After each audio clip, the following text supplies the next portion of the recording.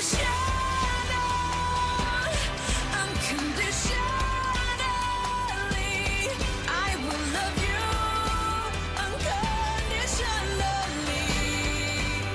big celebration coming up at the end of this week in the Asian community. Chinese New Year. First and foremost, Pei Chen, welcome back. Good friend of ours. Thank you. Good to be here. Yep.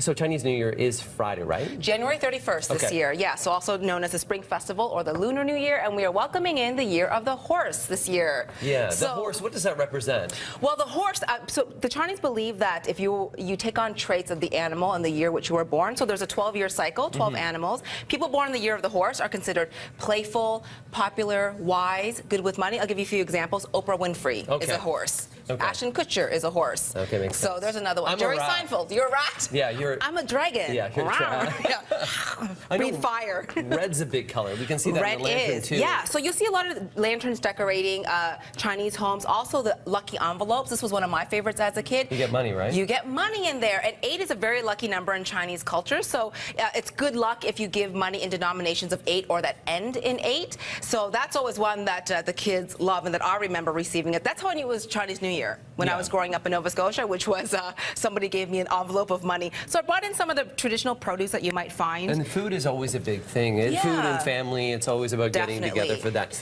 Some of the foods that people wouldn't know about, point those out for me. So, for example, pomelo is a citrus fruit that's really popular. I've got some cut up there. The dragon fruit as well, star fruit. These are really beautiful fruits. I was able to find a lot of these at Loblaws or Real Canadian Superstore. Guava as well. Now, are you familiar with dragon fruit? Dragon fruit's beautiful. It is. You know what? I have some cut up there, but I just thought because it's such a nice fruit to add to any fruit platter that you're doing. Also, Chinese New Year happens to be on a Super Bowl weekend, so why not add this to your fruit platter? Which is really great. Even just for color itself, but the flavor, it does have a little bit of a seed in it, but you don't note that at all. It's so small. It reminds me of a kiwi because you just eat the seeds, and it's totally fine. So also, citrus fruits are very popular and lucky in Chinese culture. What the heck is this long? Is that a string bean? It's a long bean, wow. And the length of it represents longevity. So it's the same with noodles in Chinese culture. You want very long noodles because that will symbolize a long life. So it's considered lucky. So this is also a lucky vegetable.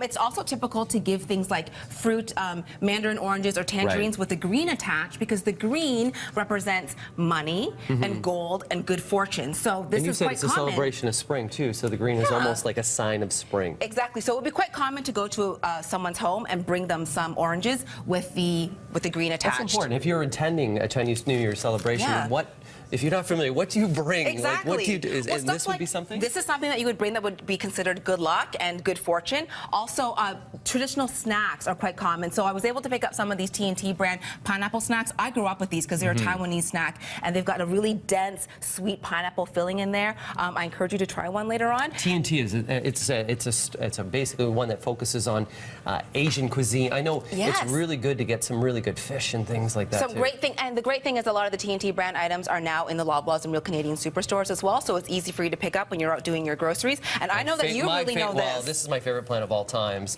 medicinal plant, aloe vera, fantastic as a topical, but in Asian culture, you were saying in Chinese culture too, it's something that's really good. As a drink as well. So here are some of the beverages, the aloe vera drink that I brought, if you wanted to have a little sip. But I know you I drink this all the time. Do you? It's good for you. And I know that you wanted to chop this open because you were going to teach me a little lesson. We're going to take a little bit of a break right now because it is Chinese New Year, but if you ever want to get the aloe out, it's quite simple. I love this lesson. So all you're going to do is you're going to go, you can see the little bits that are here. You're gonna well, we're taking a break. We'll do this, but we're just going to trim off the sides. So you do each side.